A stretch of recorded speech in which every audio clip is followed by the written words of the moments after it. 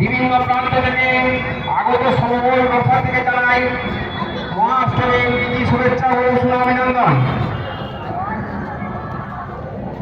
আমরা আস্তে আস্তে এগিয়ে চলুন। আমাদের প্রতিমা দর্শন সুষ্ঠুভাবে সকলের সঙ্গে সহযোগিতা করে হাত বাড়িয়ে দিন, সকলকে প্রতিমা দেখার সুযোগ করে দিন।